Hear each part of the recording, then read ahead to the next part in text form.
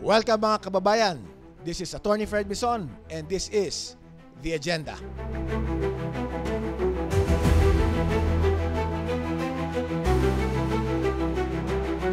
Ano ba talaga ang naging issue rito?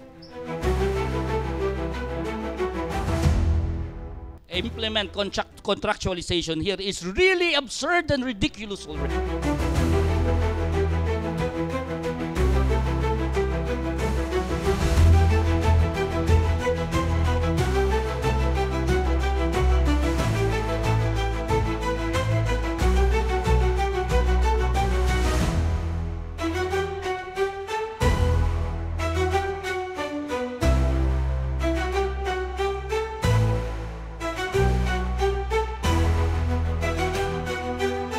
Ba't ibang pananaw?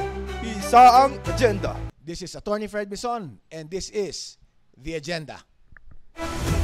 Isang magandang biyernes ng umaga po sa inyong lahat. Welcome sa The Agenda Media Forum. Sa pangalan po ni Attorney Fred Mison, ako po inyong makakasama ngayong umaga, Dexter Ganibe. At napakahalaga ng ating pag-uusapan ngayon dahil umiinit na ang ating politika. Ayan. Kahapon, may mga nagsagawa na ng pag-aanunsyo ng kanilang mga opisyal na kandidato sa pagkasenador, sa mga lokal na pamahalaan, ganun din.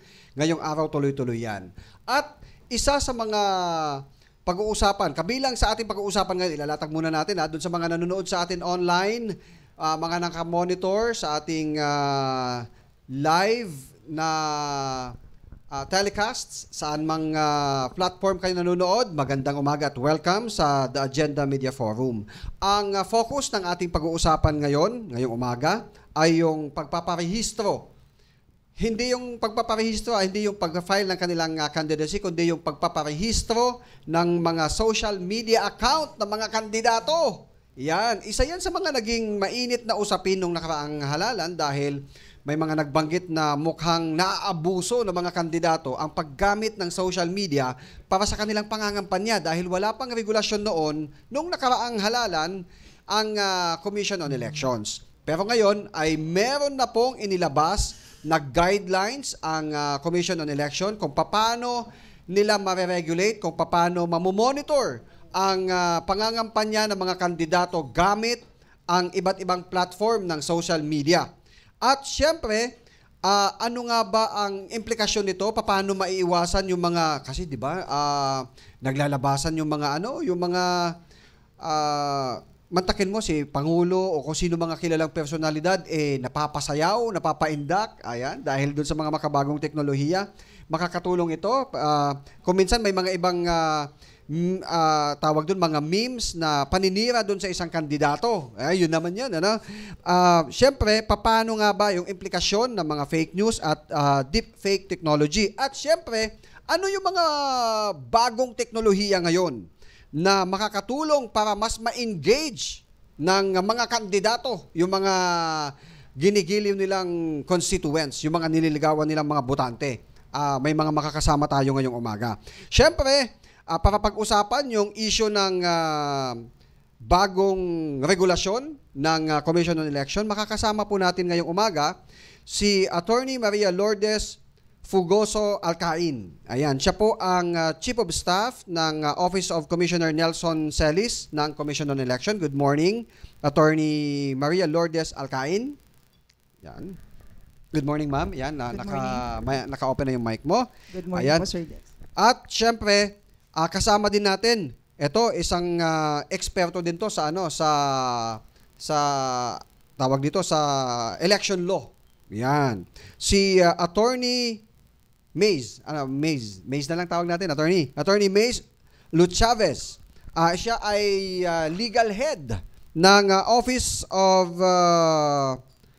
Commissioner Nelson Celis representing Chairman George Erwin Garcia ng Commission on Election. Good morning, Attorney Mays. Yan, mga attorney itong mga nagagandahang kasama natin ngayong umaga. At syempre, ang para pag-usapan naman yung mga makabagong platform para paano mas ma-engage ng mga kandidato, yung kanilang mga ginigiliw na botante. Syempre, kasama natin ngayong umaga ang co-founder at COO ng AsianLink.ai, si Sir Charis Para. Good morning, sir. Good morning, Dex. Good morning, Attorney Lure, Attorney Mace. Magandang umaga mga kababayan. Ayan. Unang tanong, pwede na bang mag-file ng mag-register yung ating mga gustong tumakbo na kandidato ng kanilang social media accounts? Sir Dex, alam niyo po, doon po sa ating bagong COMELEC Resolution number 11064, yung ating po mga kandidato, yung mga political parties, party lists, yung mga iba pong private or individual entities or organizations na ma-involve or primarily ma-involve sa pangangampanya pagdating ng campaign period, pwede po silang magparehistro ng kanilang mga account within 30 days from the filing of the COC para sa ating mga kandidato at parties until December 13 po, 2024. So ngayon hindi Mahaba po yung panahon na ating inilatag, lalo na't bagong-bago pa lang po itong ating guidelines. So kailangan mag-file muna sila ng kanilang certificates of candidacy na siyang magsisimula sa Martes na po yan, ha? October 1 hanggang October 8. So from then, pag na-registered na sila, pwede na silang magparehistro. Yung guidelines po, paano po ito? Ano pong limited lang ba? Mayroon bang limitasyon na isinet ang COMELEC para hanggang 5 accounts lang ang pwedeng i-register ng isang kandidato? May ganun bang limitasyon? Sir, wala naman po tayong limit kung ilan pong social media account or internet websites ang pwedeng i-register ng isang candidate or isang political party. As long as ang website po na ito, ang digital platform, ay will be used for campaigning or for or against a candidate or generally for elections, dapat po nilang i-register. So, unlimited po. Napakadali naman pong pag-register. So, kung ilan pong accounts yung gagamitin nyo, i-register nyo na po lahat. Ayan. So, once na-registered, ay nag-file na ng kanyang certificate of candidacy, doon na siya pwedeng magparehistro. Paano po yung proseso na pagdadaanan ng isang kandidato o isang political party o isang vlogger o supporter? Kasama ba yung mga vlogger dito na kailangan iparehistro yung kanilang account na gagamitin for campaigning? Opo, yun po yung siguro makikita natin na bago dito. Kasi hindi lang po natin dito sinasali ang kandidato at political party. Dahil pagdating naman ng pangangampanya, ang realidad po ngayon, lalo na sa advent po ng bagong teknolohiya, ang ating mga vloggers, ginagamit din naman po nila sa pangangampanya. For transparency po at para masama tayo sa pagsunod sa responsible na gamit ng social media at AI, kasama po sila sa dapat magparehistro din po. Kung gagamitin po nila ang kanilang mga platforms para po sa pangangampanya. May babayaran bang dito? Mga registration fee? Kasi baka yung iba, baka sisingilin kami ng dito. Lalo na yung mga vlogger or mga, alam mo yun, yung mga supporter na influencers, yung talaga na gustong, gagamitin ko tong account ko dahil libo-libo na yung aking mga para ikampanya ko tong kandidato na to para manalo. Pati yung mga yon, mga individual personalities na hindi naman siya politiko or hindi naman siya talaga known as vlogger talaga? Yes po, kahit po vloggers, yung mga entertainers po natin or media influencers rather, they need to register because ang nasasaklawan po ng ating pong guidelines ay any person that will be using these digital platforms for the purpose of elections or for digital election campaigns. So, doon po sa una yung tanong kung may bayad, wala po. Mm-hmm. So, very basic po yung registration natin. They have to file it online. So, wala rin po kayong gagastusin pagpunta po ng COMELEC. Mm-hmm. So, nilinaw po natin, free po ito, wala pong bayad. Ito ay open basta lahat ng tatakbo, mapalokal o national na position. Including political parties din po. Yes including po. Political parties. Yes po. Hindi kaya kayo mapuno ng tawag doon? Ma-overwhelm sa dami yung system ng COMELEC dahil sa na to? Gaano ka-ready? Ano yung mga challenges na hinaharap ngayon ng COMELEC dito sa nalalapit na pagpaparehistro ng mga kandidato ng kanilang mga social media platforms? Siguro po yung challenge po for COMELEC is that hindi na lang po kasi natin nilimit doon sa mga kandidato at political parties. Dahil noong nakaraan naman po, ni-require din naman po silang mag-register ng ilang account po nila. Sa ngayon, inaasahan natin mas marami. Pero sanay na naman po ang COMELEC. Hindi naman po ito yung unang pagkakataon na dapat milyon-milyon po yung pinaparegister natin. So ito, sanay na naman po ang COMELEC. Ang kaibahan lang po, ang nire-register natin dito, yung ating mga digital platforms na gagamitin natin sa pangangampanya.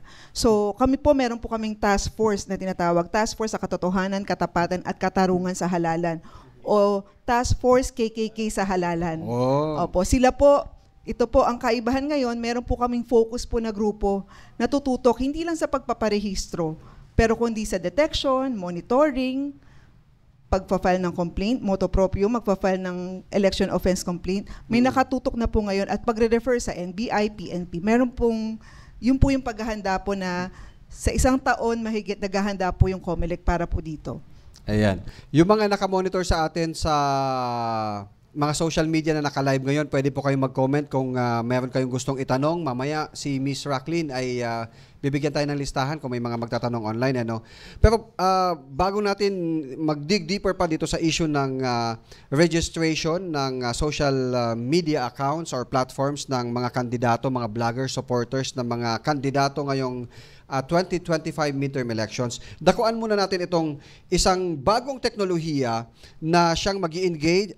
Isa sa mga platform na pwede mag-engage. Pwede ba ito magamit, Sir Charis, sa mga doon sa mga kandidato? Hindi ba ito kasama sa i-monitor ng COMELEC? Sir Cha, go ahead. Give us an overview ng app. Ang asianlink.ai, your connect to news, public service, and e-commerce. Ang mga features po nito ay tatlo. Ito po ay a new way for you to be to personalize yung news na gusto nyo, public service na may easy access at seamless integration sa pamumuhay ng tao, and at the same time e-commerce. O next time around, tatawagin nating news commerce. Okay, doon muna po tayo magtungo sa news feature. Definitely, yung sa news feature po, ito po ay isang app, super app na sa Pilipinas ginawa, at ito po ay mag-aggregate ng mga partners ng mga media institutions. So legitimate po ito. Garantisado po, lahat po ng mga lumalabas sa asianlink.ai ay coming from our partners na media organizations and news organizations, at yun ang i-aggregate.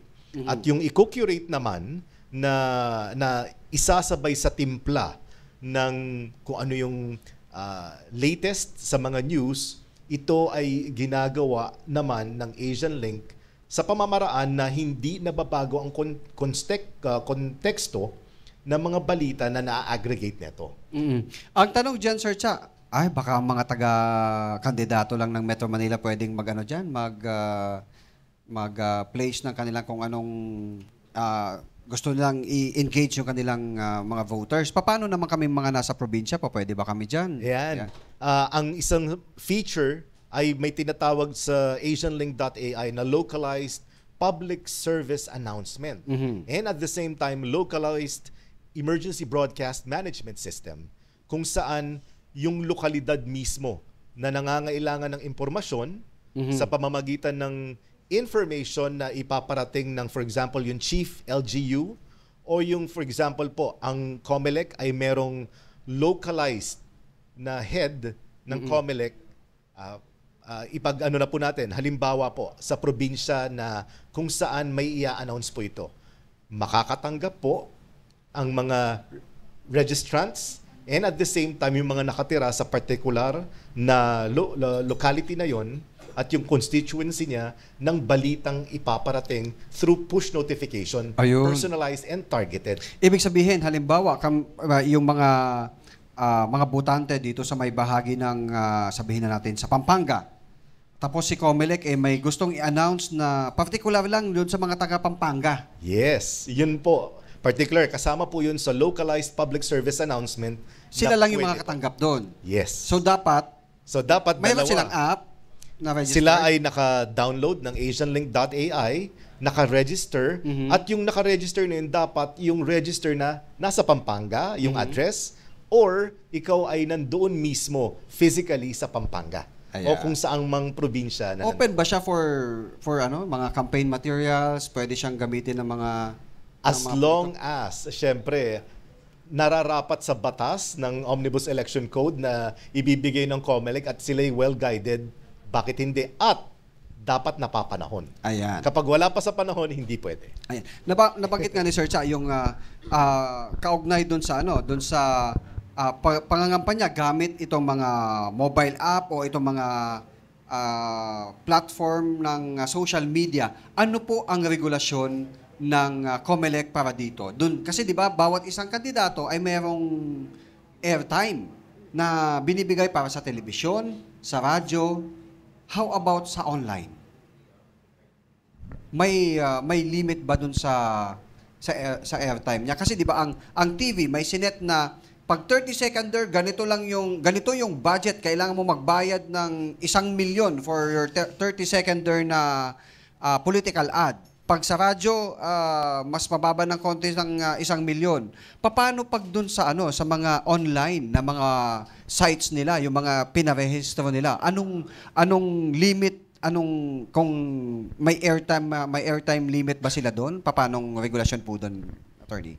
Sir, kung dahil po ito ay bago at ito po ay naayon sa makabagong teknolohiya, wala po tayong limit ng airtime dito unlike sa radio, television, di ba may limit lang po sa candidate.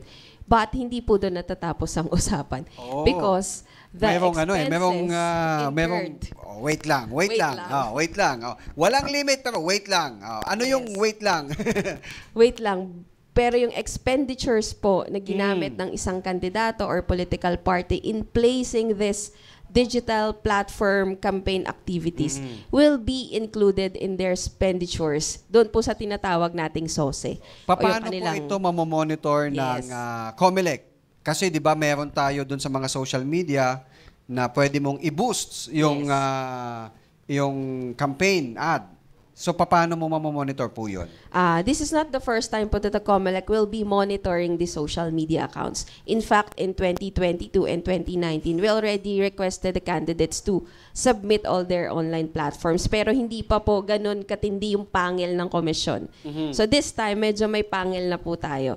So, with the use of our task force, and of course, yung atin pong PFAD na tinatawag na ngayon, kasi dati po silang Campaign Finance Office, they would be monitoring the expenditures by requiring these online platforms to submit the contract of advertisements. Yung tinatawag po natin dati na SAC, yung Summary of Advertising Contract. So, meron din po tayong ganito sa mga online websites din po natin. And we are also in close coordination with Meta. Kung kilala nyo po si Meta, si Facebook. So, closely coordinated na po si COMELEC tsaka si Meta. So, wala na po tayong magiging problema ngayon to determine kung sino-sino po yung mga nagpapaboost ng mga pages po nila. And pag ito pong mga pagpe-place ng advertisements na ito and boosting will be done during the election period or rather the campaign period ng isang kandidato, sasaklawin na po to ng expenditures nila. Kung so, papasok pag sinabi nating start ng campaign period, that would be February for national March positions. March 28 for the local. February 12 for the national positions. Doon pa lang magsisimulang pumatak yung metro. Yes po. Kasi ngayon may mga nakikita na tayo ngayon, 'di ba, na mga paid advertisement na pinapakilala si ganito na ganyan, na siya ay mabuting tao, na maraming nagawa. Pero hindi pa naman yung pangangampanya kasi 'di ba, mayroon na tayong jurisprudence sa Korte Suprema na wala namang premature or early campaigning. Yan po yung naayon dun sa kaso ni Peñera. So magsisimula talaga siya kung kailan mag-start yung campaign period. Yes po. So doon napapatak lahat yun. Ayan, sa isang kandidato, aggregate ba yun yung amount ng kanyang expenditure? Kasi merong para sa TV, para sa radio, paano nyo makakwenta saan papasok yung gagastusin niya para sa online? Aggregate po talaga yung expenditures niya. So total po yung kinukuha natin. So, included na po doon lahat po ng expenses niya for campaign. Like, gas, bayad niya sa mga watchers niya. So, wala po tayong limit kung ano po yung gagastusin niya for placing the election propaganda. But kailangan pumasok po siya dun sa limit niya na total. Yung pinaka-total na po. Opo. Meron kang pang personal at meron ding pang party. Yes po. Kung may party po siya. Tapos ano yun, ipag-iisahin. Hiwalay po Hiwalay yun. yung sose po ng party. Kaya naman pag may party ka, pero kung ikaw ay independent, Opo, yung mag-isa mong gastos 5 talaga. pesos per registered voter po. Pag ikaw ay may party, 3 pesos 3 po pesos per registered plus voter. 5 pesos na personal. 5 pesos po yung expenditure ng party. But the party shall submit its own SOSE po. So, hindi dapat i-account ni candidate sa kanya. Kaya, kung maalala nyo po, during sa pag-start nung implementation po nung campaign finance rules natin, marami tayong candidates na nag-overspend. Yun pala, isinama nila doon sa kanilang SOSE yung gastos po nung kanilang political party. So, Pero, dapat malinaw po yun. Pero may prominent na personality, di ba? Na parang, alam ko, senador, na ano na siya, disqualified na siya perpetually dahil sa hindi pagsasubmit ng SOSE. Na-finalize na ba yun? Yung senator natin from Cebu? Na hindi nag-file on time ng kanyang expenditures. Alam ko umabot na yun sa unbank nung nakaraan na administrasyon. So mukhang under ano pa. Pero hindi na siya tumatakbo dahil most likely dahil doon. So talagang may ipin yung hindi mo pagpa-file o pag hindi ka sumunod doon sa limit. Meron po talaga, sir. Kasi may overspending po tayo. Kung maalala nyo po, meron pong candidate local, I think, na disqualified because lumagpas po siya ng perpetual expenditures niya. I just don't know po kung perpetual po yung disqualification na ibinigay po sa kanya. But the non-filing of SOSE po ng 2 at more times ay perpetually disqualification po ang karampatang penalty po. Parang ganun yung nangyari kay Senator. Pero ayun, so balikan natin yung so walang limit sa online. Pati yung size, kasi di ba pag dyaryo ka, mayroong size na allowed lang doon sa dyaryo kung gaano kalaki yung campaign material mo doon. Pag sa online, kahit yung buong page mo, yung mukha mo doon, ilagay mo, walang limit po. Wala pa, sa ngayon. Sa ngayon po, wala pa. Pero ang makikita nyo pong limit siguro, or ang katumbas siguro ng mga requirements na yun, ay yung transparency and disclosure requirements. Yun po may requirement. Lakihan mo man yung font size mo dyan pagdating halimbawa dun sa paggamit mo ng AI, yung visual, audio-visual mo ng mga materials. Kada klase po ng material po, halimbawa visual media, may requirement po. Anong font size mo? Dapat yan, yung color contrast niya, nadidistinguish siya. Ganun po. So may requirements po na ganun na dapat maintindihan po ng mga gagamit halimbawa ng artificial intelligence sa kanilang mga campaign materials. Pero kung buong page gagamitin mo, wala pong limit po. Hindi pa po siya kasama doon sa dyaryo at sa... Sir, yung AsianLink.ai na app, halimbawa may isang kandidato na magpe-place ng kanyang political advertisement o isang campaign. Sa bagay, mahaba-haba pa naman. February pa naman siya mag-i-start, di ba? Yung campaign period para sa national...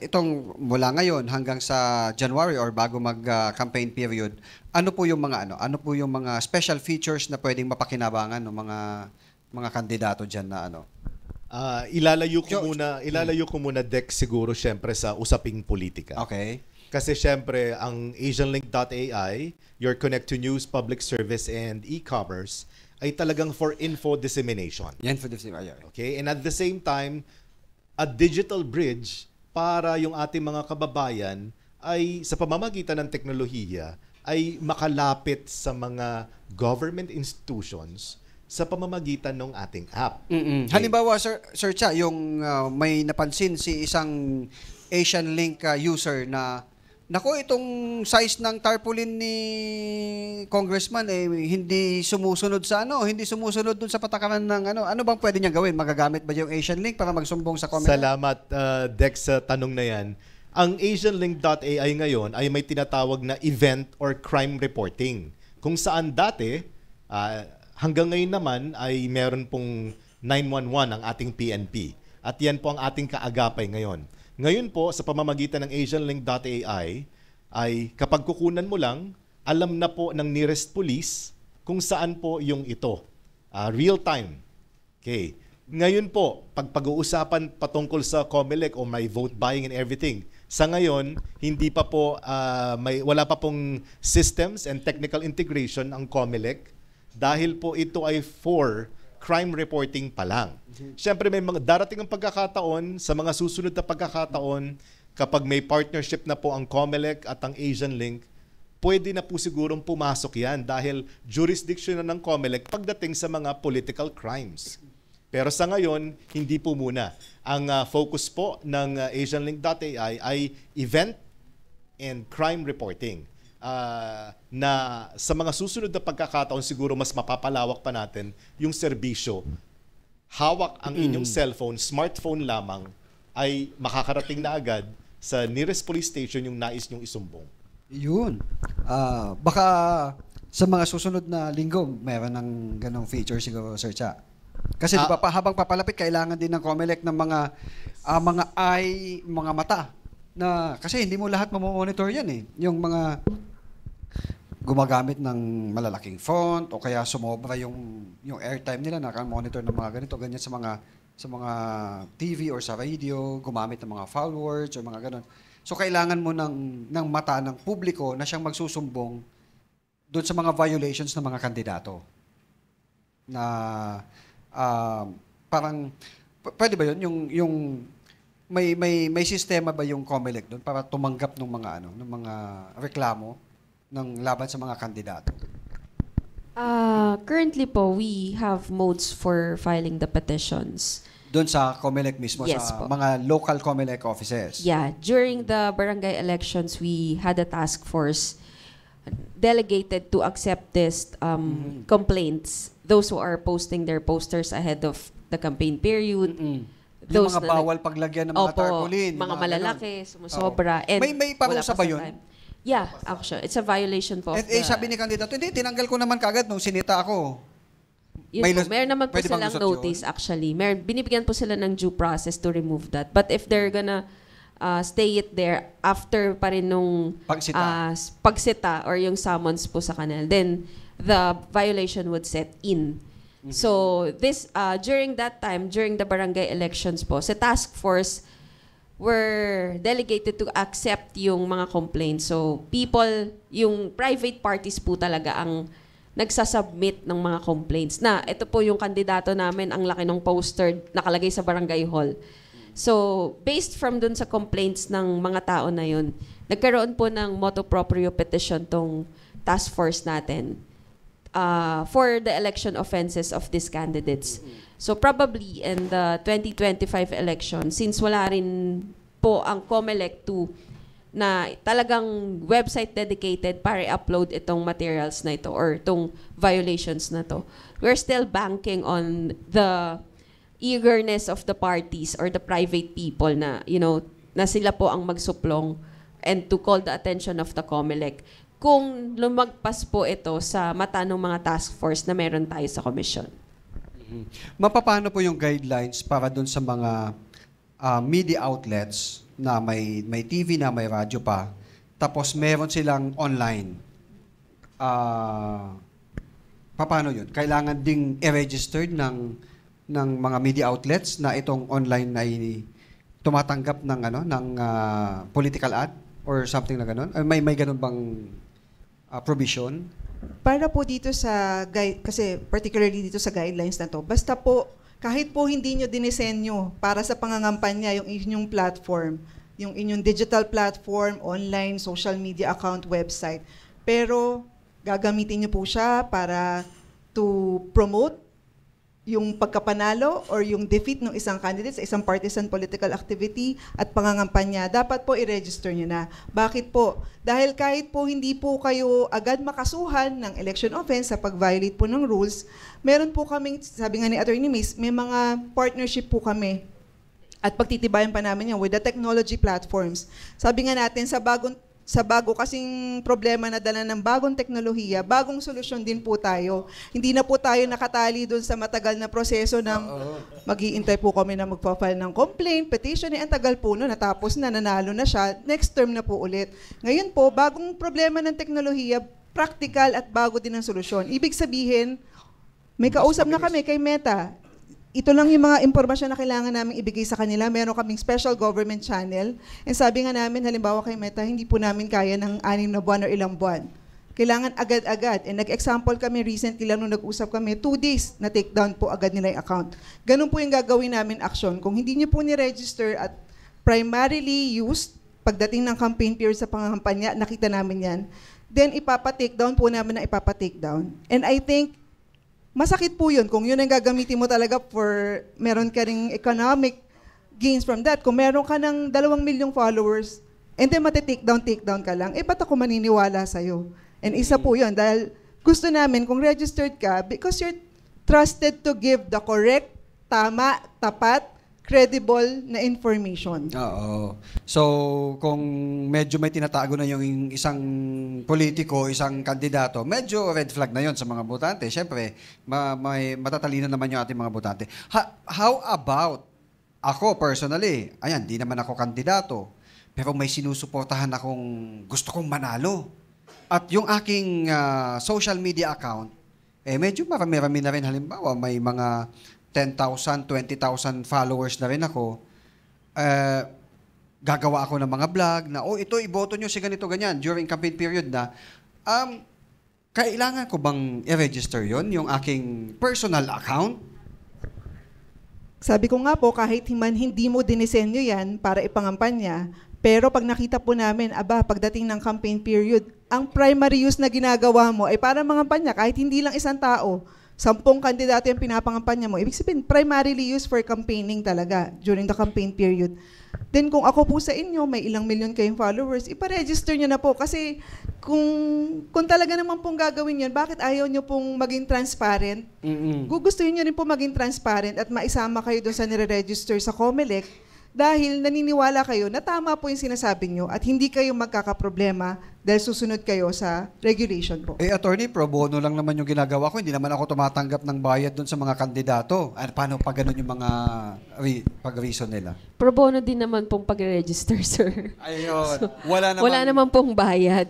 So, tayo po kung, Anli. Anli, kahit ilang website pong i-register natin, wala pong bayad. So, bakit hindi po natin susundin yung pagpaparehistro kung tayo naman ay pure yung intentions natin to campaign talaga? If you really believe na itong kandidatong to ay magandang advokasya, then the more na dapat meron kang intent to register para talagang legal at alam mo sa sarili mo na totoo yung ipinapaskill mo sa iyong online platform. Yun.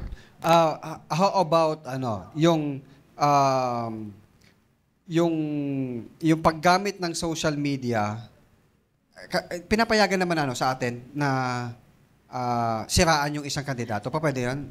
Ginagamit ba yun sa pinapayagan ba yun ng COMELEC? Pag partisan political activity, syempre gusto mo it's either ikampanya mo para manalo or matalo. Pero ibang usapan po pag disinformation at misinformation. Yan po ang mahalagang fake news. Fake news. Yan po ang bawal na bawal. So, paano isang aspeto lang po yung pagre-register sa guidelines na to. Ang malaki pong parte ng pag-implement ng guidelines na ito ay para po maiwasan natin yung nagpapakalat ng fake news, yan, mga disinformation. Ibig sabihin, walang katotohanan talaga yung sinishare mo, maliciously manipulated pa gamit ang makabagong teknolohiya. So paano i-address ng Commission on Elections pag may mga ganon na halimbawa, kandidato ako, nakita ko yung media post ng isang individual na hindi naman tama yung mga information nilalabas niya laban sa akin. Anong pwede kong gawin? Pwede ko bang isumbong? Halimbawa, ako, kandidato ako isusumbong ko ba sa COMELEC na itong page na to, nakaregister siya sa COMELEC? kung halimbawa po may task force po kami, yung task force KKK sa halalan, opo, pwede pong sila on their own initiative nakaka-detect, monitor. Hindi lang po manual ang gagamit nila, gagamit din po sila ng AI laban sa AI, teknolohiya laban sa teknolohiya. Dahil milyon po yan magre-register eh. So pwede po nila ma-detect yun and pwede rin po sila maka-receive ng report. So meron po silang gagawin na investigation and kapartner po namin dito, deputize po kasi sila, di ba, under the Constitution, pwede po silang i-deputize ng COMELEC during the election period. So ang NBI Cybercrime Division, PNP, yung ating pong iba pang mga ahensya na pwedeng makatulong sa pag-iimbestiga, kung kailangan pa na mas malalim na pag-iimbestiga, i-refer po sila doon.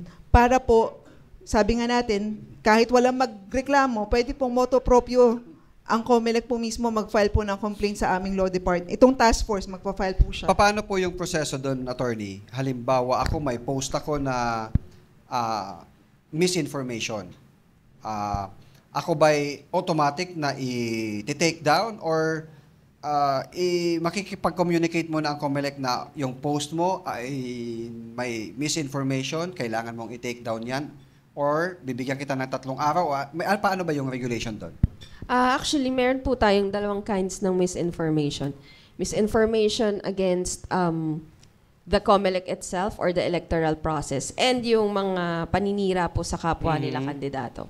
So if it's against the COMELEC, we could easily determine that because we know what's true. And pag nakita po ng task force namin na misinformation ito agad, take down po talaga ang atin pong recourse. So hindi na kukontakin yung nag-post? Because we know what's misinformation is. But if it's against a specific candidate or kayo laban sa isa't isa, well, we get the complaint through our task force, do the investigation using the software technologies that we have.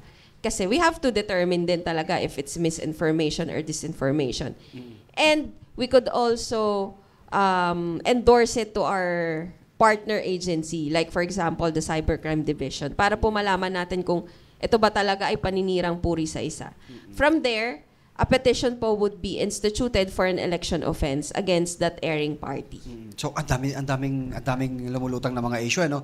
Ang dami ko pang gustong tanungin, pero yung ating mga kasamahang media ngayon, marami ring naka-reserve na tanong. Meron tayong mikropono dito sa harapan. Just state your name and yung inyong media entity at kung para kanino yung inyong question. Go ahead, ma'am. Good morning po. Yeah.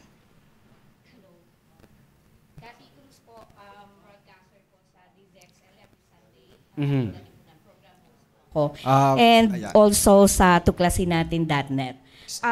Unahin ko lang po si Sir. Sir, ano po ang advantage ng inyong mga serbisyo para una sa kandidato, pangalawa sa taong bayan? And second question ko po goes to the two ladies. Ano po ang penalty kapag hindi sumunod ang isang partido o kandidato sa pagpaparehistro ng kanilang social media accounts na ginagamit nila sa kampanya? Another question is, paano kung ang isang individual na hindi naman actually na itanong na pala to, hindi naman tauhan o binabayaran ng kandidato o partido, pero kinakampanya ang isang kandidato, kabilang o kasama ba sila sa mga dapat magparehistro? Another one, last na lang po, meron tayong campaign period na tinatawag.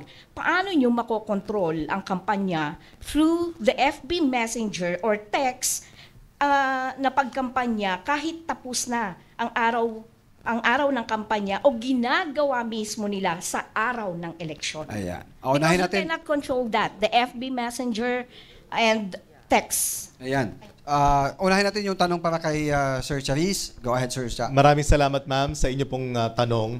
Makakaasa po ang taong bayan, ang ating sambayan, lalo-lalo na ang ating global Filipinos, na ang ating AsianLink.ai na app ay makakasiguro ka na ang mga lumalabas na balita ay galing sa mga partners na media organizations. Na alam naman natin, ang kanya-kanyang iba't ibang media organizations ay napaka-istrikto at meron silang sariling ombudsman pagdating sa mga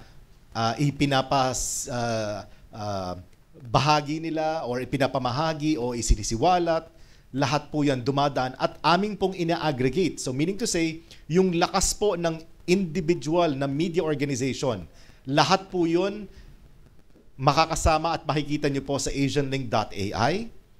Kaya makakaasa po kayo pagdating sa fake news as much as possible na amin din pong poprotektahan dahil next time sa asianlink.ai magkakaroon din po ito ng tinatawag na smart fact-checking button na ang AI mismo ang magsusuri rin base na rin sa mga lumabas sa lahat ng media organizations at pagpapatunay na ito po ay isang na dumaan sa fact check at ito po ay isang lehitimo na balita. Yun po ang maitutulong sa publiko ng asianlink.ai. Yun. Maraming salamat po sa tanong. Ayan, so thank you, Sir Chavis. Doon sa tanong ni Ma'am Cathy, unahin doon sa pinakadulo, paano mamomonitor ng COMELEC yung campaigning gamit ang text messages or sa Messenger or may bago ngayon Telegram, Viber, paano po yun? Kailangan din ba iparehistro pag mayroon silang mga Viber group or paano? Yes, go ahead. Yung pong aspeto halimbawa nung pag-exchange ng messages individually, private communication po, medyo mahirap po doon sa partner tsaka yung sa text messaging po. Pero po pag sinabi po natin dito, kung mga digital, yung mga online messaging apps, kailangan din po nilang i-register po yun kung gagamitin po nila sa pangangampanya. Kasi yung pa rin po nag-a-apply pa rin sa'yo kung ano yung rule pagdating doon sa pangangampanya. Ito lang yung campaign period, Feb 11 to May 10, March 28 to May 10, and then bawal yung Monday, Thursday, Good Friday. Ganun po. So, kailangan sundin mo pa rin yun. And sinabi natin, isama po yun, yung mga, even yung podcast, mga messaging apps na gano'n, nagagamitin mo sa pangangampanya. Dapat i-register mo pa rin po siya. Opo. Pero, yes, Attorney Mays. In addition po, like for example, the Viber, di ba we have po the Viber communities? Yes. So, ito po, hindi lang siya, unlike sa Messenger and Viber, one-on-one tayo. Yung communities po, it's actually a platform of all So, it's public na. So, dapat po talaga, mariregister siya. But with respect to the one-to-one point ng message mahirap po talaga yun. Hindi, kasi tulad ng mga ibang social media app like Telegram, meron ka ng My Story, ganun na pwede mong pasukan ng mga campaign materials. So yun, kailangan din nilang i-register kung gagamitin nila yon. Or personal, kasi personal account ko yun. Halimbawa may Viber ako, magpo-post ako ng My Day or My Story for the day na tatagal siya for 24 hours. Pero yun ay campaign material. yung sinabi po natin kanina, kahit private individual or entity, siguro kung isa, dalawa, personal mo lang na opinion, yun lang yung preference mo na gusto mong iboto, hindi naman po yun yung primarily used. Ibig sabihin, kailangan, hindi siya, siguro bawat kaso po na makikita namin, magiging unique dahil titingnan natin, primarily used ba niya talaga? And then hindi lang po yun, kasi pwede po namin yan i-connect doon sa halimbawa, ito kasama to doon sa network ng mga fake accounts or ito yung nagko-control ng mga fake accounts. Hindi po ito yung parang manually po, titingnan lang po namin isa-isa yung mga My Story nyo or My Day. But kumbaga, meron po kasing mga system po na kaya pong tingnan even with the technology platforms, and sinabi rin nila yon, kayang, kumbaga i-triangulate kaya niyang tingnan kung sino yung mga nagsasagawa ng coordinated inauthentic behavior, yung mga fake accounts or bots na ginagamit para ma-amplify yung isang mensahe, pabor sa isang kandidato. Yun po yung sinasabi natin, mga prohibited po yun. Bakit po? Kasi yung voter behavior po, ini-influensya nyo po sa maling pamamaraan. Hindi po totoo yung mga mensahe at informasyon, kundi automated system na kunyari, parang sabi nga nila, astrosurfing, parang yung grassroots kunyari yung suporta mo. Pero sa totoo lang, 1,000,000 fake accounts pala yun. Opo. So yun po ay madidetect po siya. And even the digital forensics of NBI, si NBI po very eager po sila na tulungan kami dito. Sila po magiging malaking tulong to identify those networks. Okay. Nasagot yung penalty. Yeah, balik po tayo dun sa penalty. Actually po, generally, si COMELEC po is empowered by the Constitution to supervise, regulate during the election period all medium of communication, all media of communication rather, and all other franchises as regulated by the government during the election period, along with the power of the COMELEC to enforce these rules during the election period. We promulgated the Fair Elections Act. Under the Fair Elections Act po, we have the duty, the COMELEC, to regulate and supervise all communications using this media. Alright? So dahil tayo po ay may power or authority to regulate or supervise, yung mga rules and regulations po natin na ibinababa ng komisyon, this is to ensure that we will not violate the Article 261 Z11 of the Omnibus Election Code, which calls for the dissemination of disinformation and misinformation and false information rather. So a violation of this po would be an election offense against any person. So the law is clear. It's against any person. Hindi lang po siya against sa candidate, hindi lang po siya against sa political party. So violations of these rules promulgated in lieu of the elections could be a ground for an election offense. That's for the candidates and the any person po. With respect to a political party, if you would notice, mas mabigat po siya. This could be a ground for the cancellation of their registration. Why? Because Section 6 of your Party List System Act provides that a violation of any rules or regulations relative to election law would be a ground for a party list to be deactivated. Okay? So if Bigat. opo, kung mapapatunayan po, based from this complaints na talaga po namang pagtutuon ng pansin ng ating task force, ng inyo pong political party ay may violation sa rules and regulations issued in lieu of the exercise of the election, then that could be a ground po for the activation and cancellation of your registration Ayun. as a political party. Well said. Next question kay Sir Ricky. Yes, Ricky Rivera po ng Current Page. Ma'am, theoretical to scenario. If I'm, for example, a diehard Bong Revilla, si Senator Bong Revilla is running for the Senate, di ba? So, diehard ako kasi magaling siya sumayaw sa TikTok. Di ba? Galing niya, gumagano yan eh. Anyway, meron akong 1 million followers. And then, ginamit ko ngayon yung ano ko, yung SOCMED ko. No? To promote him. Pero I'm not even a member of his party. Wala ako sa campaign nila. Hindi naman ako troll, di ako binabayaran. Pero 1 million people are actually... And then here pupunta ngayon yung COMELEC. Uusisahin ngayon yung SOCMED ko. Hindi kaya violation na yan ng human rights ko for privacy? Meron ba tayong pakikipag-ugnayan sa DICT regarding that? Opo, kasama po natin yung CICC dito at talaga pong kasama rin sila. I-deputize din po talaga ng... So, paano nyo malalaman kung, for example, yung sinasabi ko about Bong Revilla, ano na, pangangampanya na yon o hindi? Kung halimbawa, sinasabi ko lang doon sa feed ko, ang gwapo ni Bong Revilla, di ba? Macho siya, di ba? Tapos, and then 1 million people saw that. Will it be considered as a campaign violation? Ang sinasabi po natin, kung kahit po hindi mo primarily designed nga yung account na yun para ipangampanya siya, pero gagamitin mo siya, primarily used para ipangampanya. Ibig sabihin, hindi lang po yung pagsasabi ng ang gwapo niya or magaling siya magsayaw. Kasi yun, freedom of expression niyo po yun eh.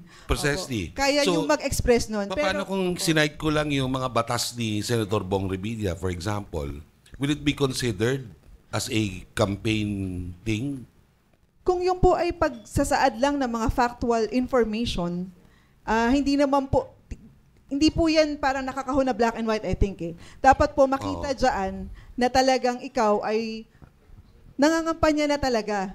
Hindi lang ka nagsasite for example, ng... attorney, sinabi ko na si Bong Revilla, si Bong Revilla, consider nyo naman kasi gwapo. Will it be considered as a campaign The moment that you try to solicit votes for Bong Revilla, then that's part So, ibig of... sabihin, may qualification lang. For example, doon sa post mo, nakalagay, vote Charis Para o vote Dexter Ganibe, saka lang siya mag-ano. Kapag po tayo ay nagsolicit na ng boto... So, direkta. pangangampanya na po siya. Oo, pero pag indirect, pwede. Indirectly, actually sinasabi po natin dito sa ating guidelines, katulad lang to ng mga dati nating guidelines kung ano ba yung, dinagdagan lang natin ng digital. Yung digital ay yung platform lang at yung tools Pero yung election campaign as it is, yun pa rin po siya. So yung dating sinasabi na directly or indirectly soliciting votes, pledges or support for or against any candidate, matagal na po yan nakasama sa definisyon ng election campaigning. Okay. So kapag ka po, hindi naman po yan, isang beses nagsalita, campaigning na. Titingnan po yan sa konteksto po ng ano ba yung post nito. Pwedeng makita pong ganun So, it's either po kung hindi kayo nagpa-register, doon po kayo masasama kung may nag-report po, ito nangangampanya talaga to. So, who's to say na merong historical yun? Sinong pwede magsabi? Korte, Comelec, DICT, AI, yung machine nyo, software? Who? Sino magsasabi na itong may pattern itong behavior na to, may pattern to leading to this condition, yung sinasabi nyo nga na campaigning? Sa isang banda po, pwede pong reporting because we can receive, the task force KKK can receive report. Kaya nga po, and dyan po talaga. Opo. Anong standard? For example, sa isang buong buwan ba, sinabi niya na si Bong Revilla, gwapo at kailangan nyo consider as senador? Isang buong buwan ba yun?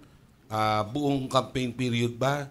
Meron ba tayong ganon? Kasi yung ang gustong sabihin ni Sir Ricky, yung frequency nung pagpo-post nung kanyang kasi wala pang campaign. standard So, parang, although may prohibition na hindi mo dapat gawin yung assert that particular behavior, nonetheless, there is still no standard. Para sabihin mo na ang isang post, political, campaigning o hindi. Baka yun yung butas. Hindi kaya ako nire-raise, ma'am kasi it can be disputable. Sinong pwedeng magsabi? Si Comelec? Kasi nabasa ko yung election code. Wala namang doon. Wala So, paano mo parurusahan ngayon? Di ba? Doon po sa atin naman pong guidelines, hindi naman po agad-agad parurusahan po kayo. Oo Sabi nga po dito may show, pero papaliwanag ka pa rin po. Opo. Pupunta kayo doon sa account, papakialaman nyo, that's already a case of violation of a particular right.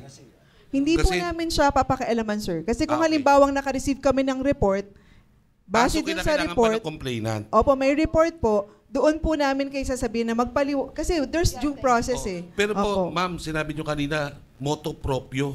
Filing of complaint. After po ng show cause pwedeng ang Comelec mismo, pag nakita niya, meron kayong software na gagamitin, pag nakita niya na may certain behavior na ganito, you can actually flag the person. So, when you flag the person, hindi po ba dadaan dapat sa proseso yon dahil karapatan na ho niya baka ma-violate? Ito po yung isa po namin gustong siguraduhin. Dahil talaga nung binuo natin to, kung maalala niyo pa nga nung July, marami siguro nakapalita nun, sa UPLO po ginawa po namin yung forum, consultation dialogue with the legal community, with the tech platforms, pati media. Kasi very important yung isang session namin doon on freedom of expression. Dahil yun po ang, kahit sa guidelines, makikita nyo Why? Because gusto po namin, accountable kami na hindi po kami magsistep sa kahit anong rights ng tao. Ngayon po, yung po kasing sinasabi natin na mamamonitor, even the platforms do that. They monitor, they can readily see with the systems yung mga fake accounts. Hindi mo kailangan ng batas para i-take down ka. I-take down ka nila kasi sa community standards ng platform, walang batas, bawal yung fake accounts. Coordinated, inauthentic behavior. Yun po yung sinasabi namin na automatic po mamamonitor kasi network po yan ng mga usually fake accounts na mamamonitor mo, biglang wala naman yan, biglang may viral. Ma'am, kasi sa kanila defined kung ano yung concept ng fake account. Meron silang standard na sinusunod. Ngayon, sa atin ba meron? Sabi nyo kanina, ano yung term? Inordinate campaigning. So, meron ba tayong definition yan exactly? Kasi kung wala siyang basis, di ba po? Kasama po dun sa ating guidelines, yung fake accounts, kasi talagang... kanina ko kasi ma'am, ang sinabi niyo lang, sorry nakipagdebate na. Ang sinabi niyo kanina, kapag sinabi mong vote, automatic yun, campaigning na. So baka yun yung isang standard. Di ba po? Sir, if Pero I may yung lang po. other than that, hindi mo naman sinabing bigyan ko to, pero yung mga attributes niya, sinasabi mo, etc., that would probably be within the realm of self-expression. Pero pag sinabi mo ng both, baka yun po yung standard natin. Kaya we have to, I think it's best now, i-clarify na natin yan.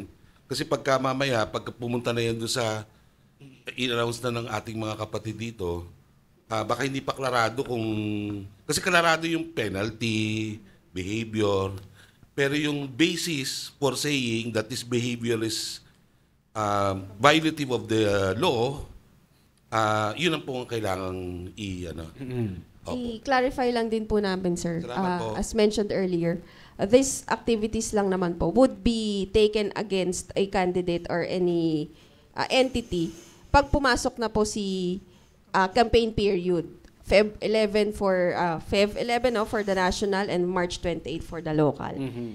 From the time na mag-start po ang ating election period, which is January 12, I think, dito po pumapasok yung authority ni COMELEC to regulate these digital platforms. So, kiklear natin na hindi naman siya sisilipin per se na to the end na mababiolate natin yung human rights ng bawat individual.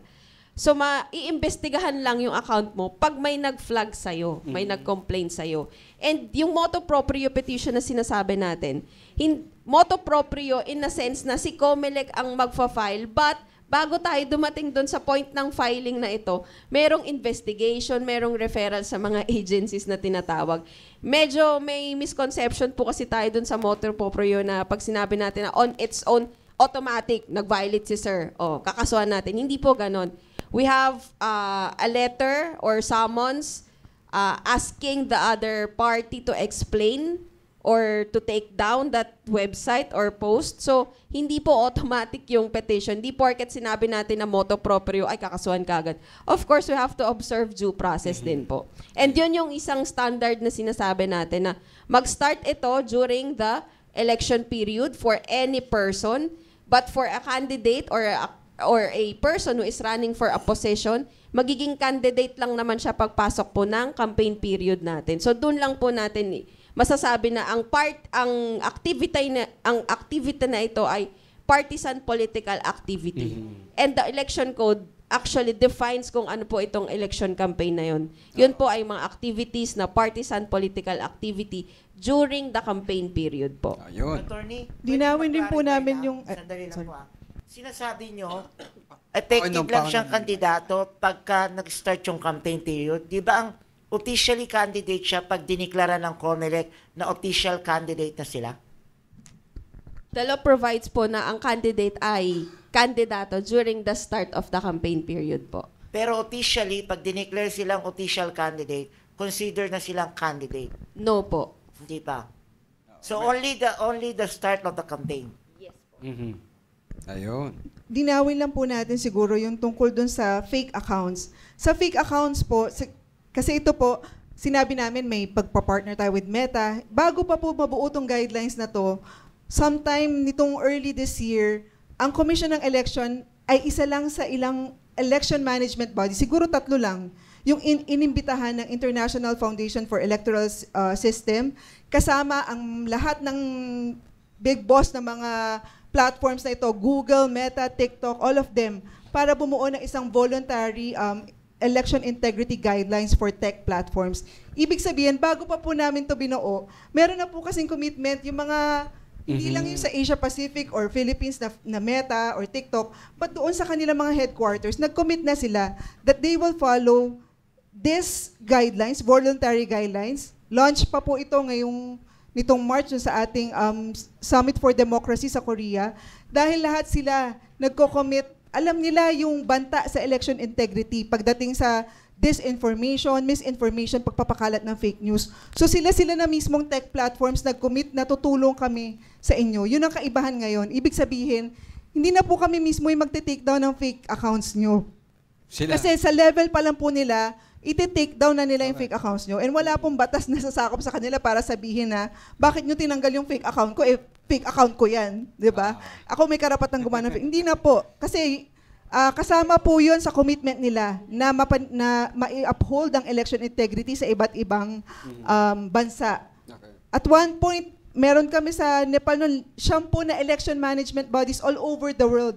Pinag-uusapan noon at si Commissioner Nelson Celis, ang aming commissioner in charge for the task force KKK sa halalan, isa po siya sa nag-present noon. Ito ang mga plano namin para makapag-partner din ang citizens, CSOs, ang technology platforms para mabantayan natin yung election integrity. Actually, sa buong mundo, trailblazer po tayo pagdating dito. Very specific on the application. Inaamin po natin na hindi po ito madali. Bago po ito mga bagong teknolohiyang kaharap. Pero inaasahan po natin na sa level pa lang po ng ating mga voters, sa kanila pa lang po meron na silang gagawin na disclosure. Ito, ginamit ako ng AI. Or sa level pa lang po nila, titigil na po tayo doon sa pag-create ng fake accounts. Sayang din po kasi kung iti-take down din po, sayang din naman po yung mga followers nyo kung gagawa kayo ng violation, tapos later, mati-take down kayo just because of the violation. Sayang. Ma'am, merong feature ngayon ang sa mga social media, napansin ko lang lately, na kapag nag-post ka ng photo or video, may option na powered by AI. Parang ganon. Pwede bang gawin yun? Pagsimula ng campaign period na this item is a political story or this video is a political video, pwede ba natin silang i-require yung mga social media from COMELEC na may option yung magpo-post na person na pipindutin niya dun sa, bago niya i-click na post, meron siyang pipiliin dun na political story to or political statement to or political picture or political campaign ad doon sa bago niya ma-post doon sa kanyang social media ad? Hindi ba kaya bang gawin natin yon or mamandato natin doon sa mga social media platforms? Sa level po nitong guidelines na to, hindi po. As much as possible po, kung papapansin nyo, hindi po kami nag-dwell doon sa mismong content. Hindi po doon sa sinasabi nyo sa account, but more doon po doon sa behavior. Paano mo ginamit yung tool, yung technology, para magkalat ng fake news, disinformation, misinformation. Mas doon po tayo. Hindi po tayo magsasabi na ito lang ang pwede mong i-post at sabihin. Kaya po siguro doon sa standards. Well, malaya po tayo magpahayag ng gusto natin eh. Pero ang sinasabi po namin, kung gumamit ka ng AI, at least yun po yung requirement, i-disclose mo. Na AI to. Kung wala po kinalaman sa pangangampanya at eleksyon, kahit gumamit po kayo ng gumamit ng AI, I think Meta itself will say, if a flag nila na may powered by AI or you manipulated it with AI. But sa amin po, hindi po na realm, hindi na po yung jurisdiction ng COMELEC. So kung gagamit po kayo ng AI tech, doon na po kami para po doon sa mga campaign materials or election propaganda. Sabihan nyo lang po na di naman po bawal yung AI. Wala pong prohibition na gumamit ng teknolohiya. Ang prohibition po is pag ang teknolohiya at social media ginamit mo para sirain yung integrity ng election natin, dahil sinisira mo yung integrity ng information at yung pong credibility po ng mga impormasyon in relation doon sa conduct of elections at electoral process. Yes, sir. Madagdag ko lang, Dex, yung binabanggit kanina ni attorney, yung mga technology companies, mga investors, lalo-lalo na yung mga nauna pa na gumagamit na ng teknolohiya, ng AI. EU na napaka-stricto o yung European Union at sa North America at sa ibang mga Southeast Asian na nations, meron ng tinatawag talaga na self-regulation na kanilang tinatakda ang mga technology companies mismo. Ngayon, mapunta naman tayo dun sa binabanggit ni attorney at yung natanong mo na bakit yung ibang mga technologies ay meron ng tinatawag na nililabelan na. Doon na talaga patungo kasi ang EU in particular, yung European Union, kasama na doon sa batas nila, yung AI Regulatory Act nila. Kailangan may labeling. Ito ay gawa ng AI. Ito ay gawa ng AI. Ito ay boses na created by AI. Ito ay minanipula. Sorry for the term na minanipula, but ito ay binago ng AI para sa ninanais mo bago mo i-publish, kailangan nakasulat na ito. Yun nga, sana doon tayo patungo. Sana maihabol ng ating mga social media platforms yung may option ka doon bago mo i-post na ito ay non-political or political story or political post or non-political post. Kasi mas mabilis ma-regulate ni COMELEC kung ito ay nilabel niya as political at nag-violate doon sa mga regulasyon na sinet na mas madali mong mahanap dahil nilabel niya ito as political, mas madali yung pagsala doon sa mga posts sa mga social media. Actually, sir, doon po sa ating pong bagong guidelines, yung digital election campaign materials po natin ay nire-require ng komisyon na magkaroon po ng tinatawag natin ng additional disclosure requirements. Yung visual media, audiovisual watermarks. Meron po kasing mga tools na ngayon na pwedeng gamitin na if it's an AI-powered campaign, kailangan po naka-watermark po doon sa material na yon all throughout po na nagpe-play po yung media na yon. So kasama po yun doon sa guidelines po natin. Pero syempre, sa totoong buhay, talagang nasa medyo challenging na part ang COMELEC in particular at iba pang mga government regulatory bodies. Bakit? Kung titignan natin, ang technology ngayon sa sobrang bilis, mas marami ang mga creation na pwedeng gamitin ng mga tao para i-deepfake, gumawa ng fake news, tanggalin ang watermark, kaysa detection na mga lumalabas. Ano ibig ko sabihin? Imagine niyo sa ngayon, merong creation na software na mga creation type ng AI na pwedeng makapagmanipula ng maraming bagay, mga siguro nasa lagpas 10 na ito. Pero yung detection ng mga softwares, kakaunti. Hindi akma, hindi aligned, hindi balanse. Yung mga maraming creators o gumagawa na software versus detection ng mga softwares. So dun pa lang meron ng disparity. So yun yung iniimbitahan nga natin, alam po natin napakamahal mag-develop ng software. Ang mga investors po natin, ang mga kababayan po natin ng mga malalaking kumpanya. If you're going to get into this, please help the people, help the government, in fact, the society. Yung mga detection na mga softwares, kailangan po yan. Kasi marami pong sumusulpot na bagong technology to create one. To the point na to create havoc. Yeah. But syempre, on the other side, marami rin po itong benepisyo na nagagawa. Kaya dapat magtiwala doon sa mga totoong mga applications na mga mobile applications na ginagamit, wag yung na kung ano-ano. Ito mayroon pa tayong katanungan. Mukhang hindi mauubos to, attorney. Okay lang ba kayo hanggang hapon? Ito. Yes sir, go ahead. Good morning po from the representatives po of COMELEC. May I ask po kung ilan yung mga na take down or mga violators? May idea ba kayo or kahit estimate po ng mga violators from the past election po? 2022 po or kahit po yung last year na barangay elections? Meron po ba? Yung po kasing guidelines natin was just promulgated this September 17 by the ANBAC. Dati po registration, ganun po. Pero hindi po yung ganito po na may nakatutok na task force. So, medyo hindi rin po ganun kadali yung pag-takedown noon. Kaya po sinasabi namin na ang kaibahan ngayon, the platforms themselves nag-commit na tutulungan tayo at may special, kumbaga para po tayo may special lane. Hindi na po tayo nagmamakaawa na para nyo pong awa, inciting to violence, ano na po itong ginagawa nitong account na to. Masisira na po, hindi na po matutuloy ang eleksyon kung ganyan po yung pinapakalat ng account na to. So sa ngayon po, may commitment po yung platforms at meron tayong special channels para mas madali po. At ang malaking part po nun, pag sinabi lang po ni COMELEC, for example, sa Meta, that they violated this regulation, these rules, itong guidelines po natin na ito, and galing po sa ating special government channel na may authorized po na email, madali po for the platform para po i-take down po ito. Yung nga pong sinubukan namin, 2 days or 2 out of 3 accounts po agad yung na-take down. So, example pa lang po yun dahil hindi pa naman po tayo nagsisimula ngayon para sa implementation nitong guidelines po na ito. Pero just to clarify po, meron bang mga na-disqualify ng mga candidates because of this? Bago lang po ito. Okay. One last na lang po kasi during the 2022 elections, nagkaroon kami ng parang research po and parang parang social experiment with regards dito sa mga social media users who are monetizing, yung binebenta nila yung mga pages nila or yung accounts nila na napakadami na yung mga followers during the campaign pasok ba ito doon sa resolution or yung sa pagmo-monitor po ng COMELEC?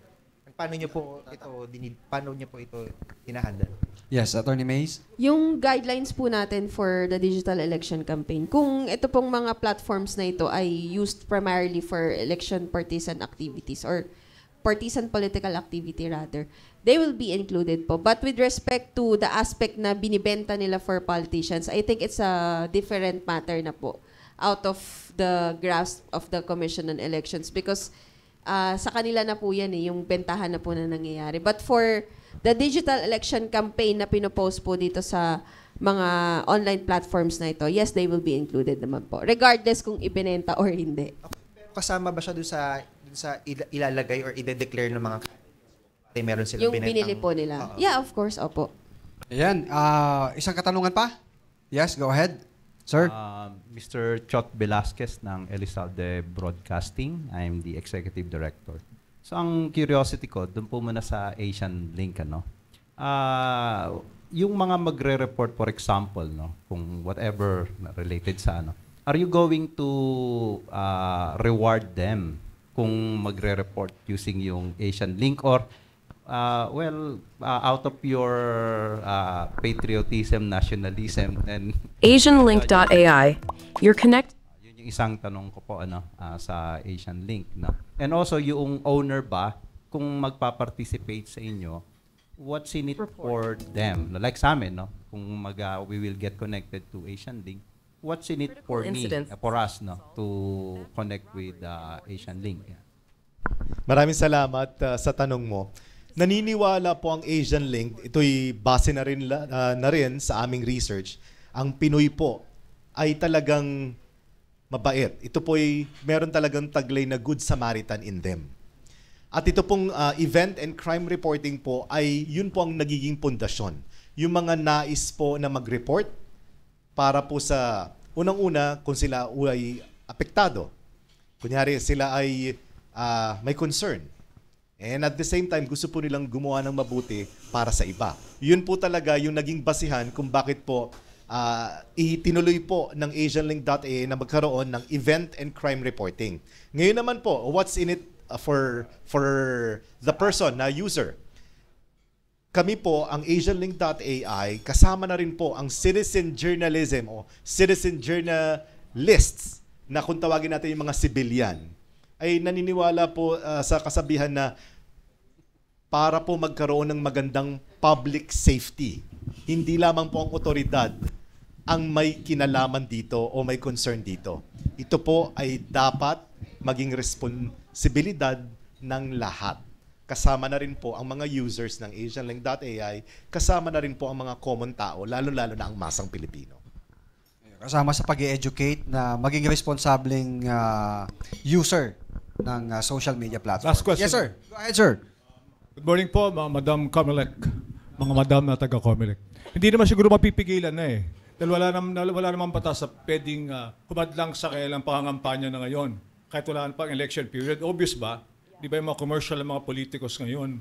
Ang magagawa siguro ng Comelec is just make sure to level the playing field. Maybe you encourage a broadcast media, for example, na tatanggapin naman yung mga proposals o mga commercials or mga promotions ng mga kandidatong walang kakayanan na magbayad ng limpak-limpak na salapi.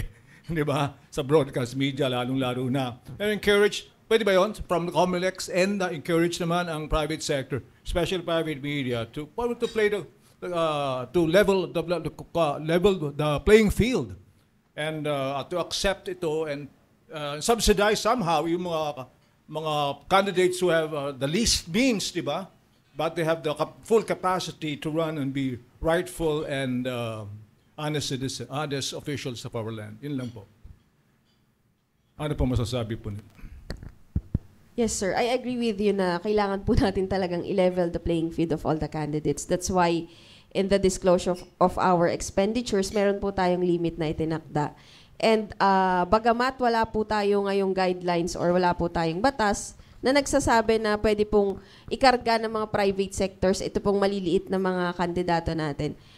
Siguro po sa mga susunod na panahon in the revision or the amendments po ng ating mga batas, pwede na pong sigurong saluhin ng mga political parties Or kung mga independent po ito, papasok po ng mga private sectors. But for now, wala po tayong ganyang regulations. So ngayon po, meron lang po tayong leveling the playing field. Doon lang po sa transparency po ng expenditures ng mga kandidato natin. But napakagandang suggestion po yung sinabi po ni Sir. Siguro magandang idagdag din po doon. Kaya po siguro patok na patok yung paggamit ng social media at digital platforms. Kasi kahit po hindi po ganun, kahit libre, 'di ba? Madali pong hindi po siya magko-cost ng sobrang mahal po. So, importanteng field po ito ngayon para sa ating mga kandidato para maipaabot at maiparating ang kanilang mga plataforma sana. Sana po ganun po yung maging gamit po niya. Ayan. Sir Cha, last question for me. Doon sa mobile app, dahil di ba nabanggit mo may community, yung sa mga discussions ng mga topics, paano natin ma-incorporate dito yung parang fast-paced change ng mga technology meron tayo ngayon? Salamat, Dex. Ang mga technology companies at iba't ibang mga platforms, kung mapapansin nyo, mayroon talagang communities na tinatawag. May kanya-kanya silang communities. Kaya nga, dumating ang punto na for example, ang Meta, ang TikTok ay may tinatawag na community policy. At napaka-stricto nila. Ni walang warning. Talagang itatanggalin yung account mo. Pag nag-violate. Kasi, yun naman ay ang kinagandahan dahil sa self-regulatory na ginagawa nila. Okay. Matanong naman sa AsianLink.ai. Ganon din si AsianLink.ai. Meron ding community policy kung saan stricto tayo na oo, maaari ka magkomento sa mga ideya pero hindi mo pwedeng batikusin ang tao. Hindi pwede ang mga hate reading, hindi pwede rin ang mga bashing na personal. Kung opinion lamang, okay lang ang opinion. At ito naman ang ating pinopromote sa community kahit sa ibang mga technologies o platforms. Sa AsianLink.ai, ganun din. Kaya naman, for example, ang COMELEC, magkakaroon ng clean elections. Pwede magkaroon ng community under AsianLink.ai na pag-usapan lahat ng mga patungkol para lamang maisakatuparan ang clean elections ng ating bansa. Ayan, well said. Siguro, messages, parting words sa ating mga guest ngayong umaga. Actually, dami ko pang tatanungin, kanya lang medyo, nagugutom na si attorney. Ayan, siguro may part 2 ito, Sir Ricky, na pwede natin makasama din yung mga social media platform, yung mga Meta, TikTok, na pwedeng mag-discuss, ma-share natin sa ating mga kababayan kung paano yung self-regulation na gagawin nila pag simula na nung campaign period. Ayan. Go ahead, Attorney Mays. So, maraming salamat po sa opportunity ibinigay niyo po sa Commission on Elections. Ang gusto ko lamang pong sabihin, ang isa pong malinis at tapat na halalan ay hindi lang po responsibilidad ng Commission on Elections. Ito po ay responsibilidad natin, mga Pilipino. Bawat isa po sa atin ay may obligasyon na tayo po ay mag-observe or manalangin o i-project natin ng ating pong eleksyon ay maging malinis at tapat. Attorney Lourdes? Ako din po siguro, bukod po dun sa commitment po ng Commission on Election na kami po ay magiging source ng tamang impormasyon at totoong impormasyon tungkol sa eleksyon. Ang isa pong importante din po na mensahe na gusto ko pong maiparating sa mga kapwa natin na mga Pilipino, lalo na po yung mga kabataan po, yung mga young voters na gumagamit itong social media. Nasa level po natin, kayang-kaya po nating pigilin ang pag-spread ng fake news, disinformation, pagtataguyod ng electoral integrity. Papaano po, no? Gamitin po natin yung ating discernment, critical thinking po, bago po tayo mag-share. Mag-aral din po tayo. Tayo po ay nag-aaral, tinitingnan natin, tama ba ang source? Galing ba ito sa COMELEC? Trusted ba ito? Ito ba isa sa mga naka-register doon sa COMELEC website? Plataforma ba talaga ito ng kandidato na sinusuportahan ko? O baka fake news ito? Nasa level po natin, ang unang level po ng pagpigil po, para po maikalat po ang disinformation or misinformation. Tulungan niyo po yung COMELEC, kasama pa po yung ating, hindi lang yung technology platforms, but pati po yung ating mga accredited citizens arms. At tayo pong, yun, mga kabataan po talaga, pinapanawagan ko dahil napakalakas po nyo, lalo na pagdating dito sa digital election campaign. Yung mga candidate, pwede na ba sila mag-register by October 1? Yung mga vloggers, mga individuals. Basta po ma-share na po ng COMELEC sa aming website. Yung gusto po kasi sana namin, hindi na po yung, kasi pinag-uusapan po natin digital election campaign, sabay ang haba po ng pila sa Intramuros para mag-file. Gagawin po nating mas madali din po and efficient at So, online na po nyo gagawin. I-announce ng I-announce COMELEC. po natin, abangan nyo po sa aming COMELEC website po. Ayan. At sa aming official, verified COMELEC Facebook page sa Meta. Ayan. Sir Cha, your words? Nakikiisa po ang AsianLink.ai para mag-disseminate ng impormasyon na nais nyo pong iparating sa publiko. Sa panig naman ng AsianLink.ai, your connect to news, public service, and e-commerce, kami po ang magsisilbing digital bridge para po sa mga kanayunan natin na may mga smartphones. At ito po ay nais kumonekta para sa mga serbisyo publiko at makahanap ng mga lehitimong balita at impormasyon at next time, e-commerce na tinatawag nating news commerce na very personalized ay inyo na pong i-enjoy sa pamamagitan lamang sa inyong palad at sa inyong cellphone. Maraming salamat, Dex, COMELEC, sa forum, The Agenda, dito sa Club Filipino at sa pagkakataon na ibinigay nyo sa AsianLink.ai. Your Connect to News, Public Service, and E-Commerce. Ayan, naging mainit yung ating discussion.